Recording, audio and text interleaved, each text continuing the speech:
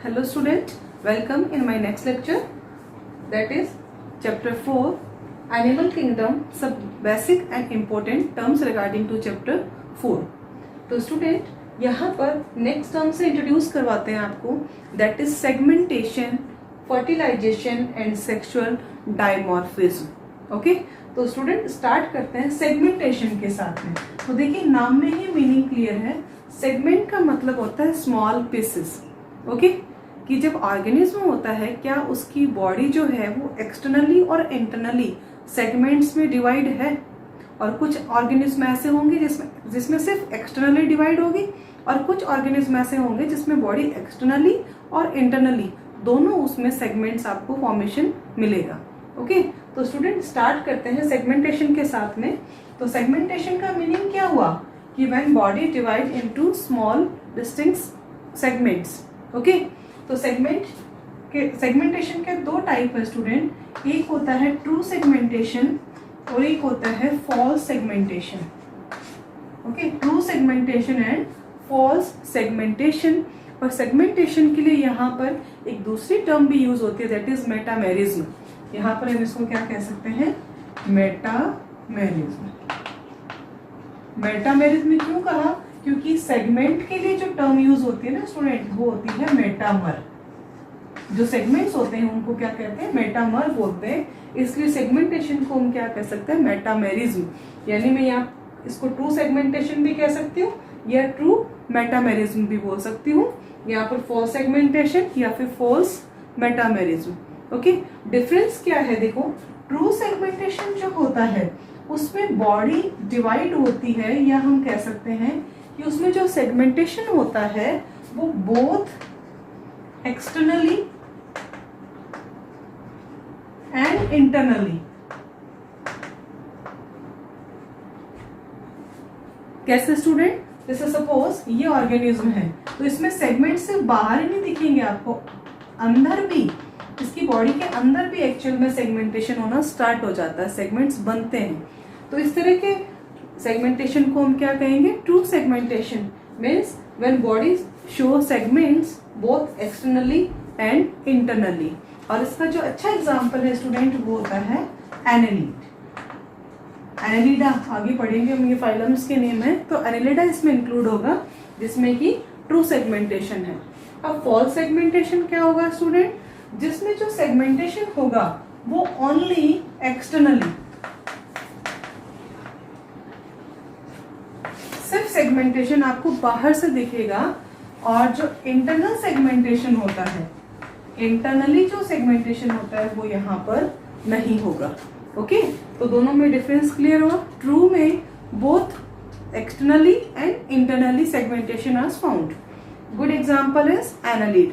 But in false metamerism और false segmentation body shows segmentation only externally, not internally, and example is tapeworm.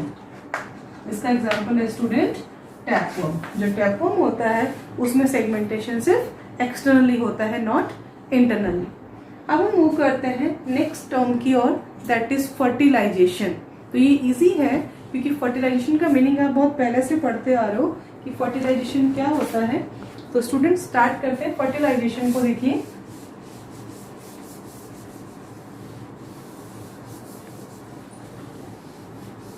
अगली term हमने ली fertilisation. तो fertilisation का meaning क्या होता है स्टूडेंट, फ्यूजन ऑफ गैमेट। यहाँ पर मैं फर्टिलाइजेशन स्टार्ट करूं तो फर्टिलाइजेशन का मीनिंग होता है fusion of male and female gamete. Okay, जब मेल और फीमेल गैमेट का फ्यूजन होता है तो हम क्या टर्म यूज करते हैं, फर्टिलाइजेशन। अब इसको हम कैटेगराइज करें, एक होता है स्टूडेंट एक्सटर्नल फर्टिलाइजेशन और एक होता है इंटरनल फर्टिलाइजेशन। देखो नाम में मीनिंग क्लियर है। एक्सटर्नल फर्टिलाइजेशन वो होगा जिसमें गैमेट्स का फ्यूजन होता है, वो आउटसाइड होता है, not inside the female body.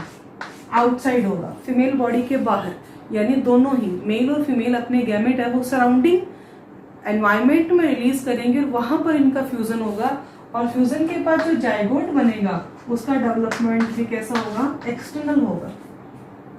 Okay, तो आई थिंक मीनिंग क्लियर हुआ। अब कौन सा इंपॉर्टेंस रखता है, किसमें ऑर्गेनिज्म को ज्यादा बेनिफिट होता है वो भी देखते हैं। Internal fertilisation means fusion of gamete, fusion of gametes take place inside female body, inside female body, female body के अंदर होगा फ्यूजन, सराउंडिंग एनवायरनमेंट में गैमेट्स रिलीज नहीं किए जाएंगे। तो ये तो जस्ट इनका मीनिंग हुआ। जाइगोट डेवलपमेंट इंटरनल फर्टिलाइजेशन में कहाँ होगा, उन ऑर्गेनिज्म में, बॉडी के अंदर होगा। अब यहाँ पर एक क्वेश्चन पूछा जाए स्टूडेंट कि इंटरनल और एक्सटर्नल में से बेनिफिशियल ज्यादा कौन सा है। बेनिफिशियल इन द सेंस कि ऑर्गेनिज्म के जो सर्वाइवल के चांस है वो ज्यादा कहाँ होते हैं, तो वो इंटरनल में होते हैं। क्यों?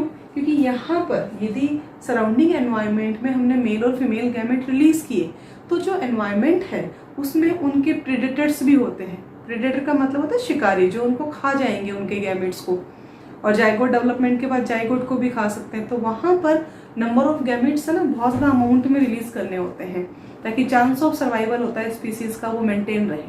क्योंकि वहाँ पर जो सराउंडिंग एनवायरनमेंट है आपके प्रेडेटर के साथ और क्या हो सकता है, वहाँ पर विंड करंट्स हो सकती है, ओके, टेम्परेचर कंडीशंस हो सकती है, वो भी और भी कोई अदर जो अनफेवरेबल कंडीशंस होती है वो भी हो सकती है। तो डेवलपमेंट इतना ज़्यादा नहीं होता। मीन्स जो ऑर्गेनिज्म है उनको अपनी स्पीसीज के मेंटेनेंस के लिए, सर्वाइवल के लिए बहुत ज़्यादा एफर्ट्स करने पड़ते हैं, स्ट्रगल करना पड़ता है। ओके, अब उसके बाद है इंटरनल फर्टिलाइजेशन में क्या हुआ, फ्यूजन का हुआ, इनसाइड फीमेल बॉडी हुआ। तो जो एग है जो बने फर्टिलाइज हुआ स्पर्म से या हम कह सकते हैं मेल गैमेट से, वो सेफ रहेगा, जाइगोट डेवलपमेंट बिल्कुल सेफ होगा। तो यहाँ पर क्या होगा, चांस ऑफ सर्वाइवल ज्यादा बनता है, ऑर्गेनिज्म को इतना ज्यादा स्ट्रगल नहीं करना पड़ता। ओके, तो ये था about fertilisation and type of fertilisation, that is external fertilisation and internal fertilisation. अब फर्टिलाइजेशन की दो कैटेगरी और है, वो किस बेसिस पे देखिए, self fertilisation and cross fertilisation. दोनों में क्या डिफरेंस होता है, तो यहाँ पर हम पढ़ते हैं student self fertilisation and cross fertilisation. Okay, अब सेल्फ फर्टिलाइजेशन और क्रॉस फर्टिलाइजेशन का मीनिंग क्या है, यहाँ पर एक ही पेरेंट ने दोनों गैमेट रिलीज किए, that is male and female. इसका मतलब वो जो ऑर्गेनिज्म है या एनिमल है वो मोनोशियस है कि मेल और फीमेल बॉडी एक ही ऑर्गेनिज्म में प्रेजेंट है, तो गैमेट भी एक ही ने रिलीज किए, यानी एक ही पेरेंट ने मेल गैमेट भी रिलीज किए और फीमेल गैमेट भी रिलीज किए। अब इन दोनों का क्या हो गया, फ्यूजन हो गया। तो इस तरह के फर्टिलाइजेशन को क्या नाम दे दिया हमने, सेल्फ फर्टिलाइजेशन। बाहर से कोई भी गैमेट नहीं आया, खुद के ही गैमेट ने आपस में फ्यूजन कर लिया, तो इसको हमने क्या नाम दिया, self fertilisation. Means single parent produce both type of gamete and gametes gets fused and such type of fusion or fertilization is termed as self fertilization. Now cross fertilization, इसमें पेरेंट दोनों अलग हैं। वहां पर तो एक पेरेंट था, यहाँ पर एक ने मेल गैमेट प्रोड्यूस किया और दूसरे ने फीमेल गैमेट प्रोड्यूस किया, दोनों पेरेंट अलग अलग हो गए। अब इन दोनों के गैमेट का फ्यूजन हुआ और क्या बन गया, जाइगोट बन गया।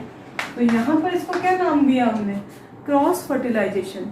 Means male gamete and female gamete release by two different parents. यहाँ पर क्या था, only single parent. Means male and female gamete produce by different gamete, they get fused and such type of fertilisation is termed as cross fertilisation. अब example की बात करें student, तो हमने कहा था ये तो कंडीशन उनमें होगी जो बाइसेक्सुअल ऑर्गेनिज्म होंगे, और ये कंडीशन कहाँ फॉलो होगी, जहाँ यूनिसेक्सुअल होंगे, क्योंकि यूनिसेक्सुअल में सेक्सेस क्या होंगे, सेपरेट होंगे, तो अलग अलग गैमेट प्रोड्यूस करेंगे। अब आपसे पूछे एग्जाम्पल बताओ, तो आप कोई भी यूनिसेक्सुअल ऑर्गेनिज्म उसका एग्जाम्पल बता सकते हो। जैसे मैमल्स है, हम इजीली उनको इसमें इंक्लूड कर सकते हैं। अब यहाँ पर आपसे कहा जाए कि स्टूडेंट आप नाम बताइए कोई भी हर्मोफ्रोडाइट मोनोशियस और बाइसेक्सुअल ऑर्गेनिज्म का आप नाम ले सकते हैं, क्योंकि उसमें एक ही पेरेंट होता है जो कि दोनों तरह के गैमेट प्रोड्यूस करता है। ओके, तो आई थिंक ये टर्म भी क्लियर हुई होगी आपको about self fertilisation and cross fertilisation. अब स्टूडेंट अगली टर्म हमारी that is about sexual dimorphism. इसका मीनिंग क्या होता है?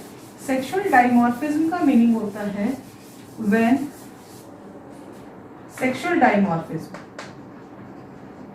when male and female distinguish externally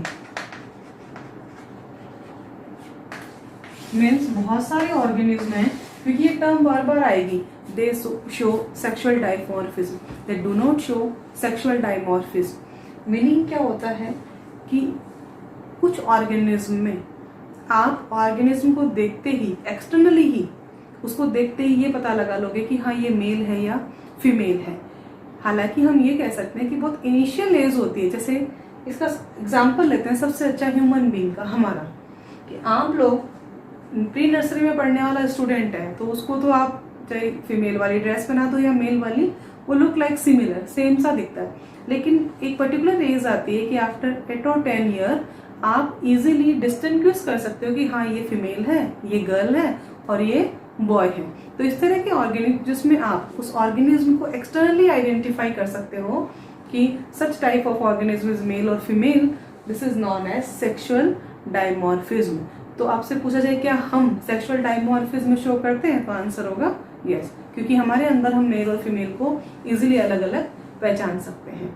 तो ओके स्टूडेंट, इसमें देखो बर्ड्स हैं, बर्ड्स की बात कर सकते हो आप, मैमल्स की बात कर सकते हो, सारे मैमल्स हैं, ऑलमोस्ट वो सेक्सुअल डाइमॉर्फिज्म शो करते हैं। ठीक है, तो आई थिंक ये टर्म्स आपको क्लियर हुई होगी स्टूडेंट। अब मिलते हैं नेक्स्ट लेक्चर में कुछ और नई टर्म्स के साथ में। Thank you.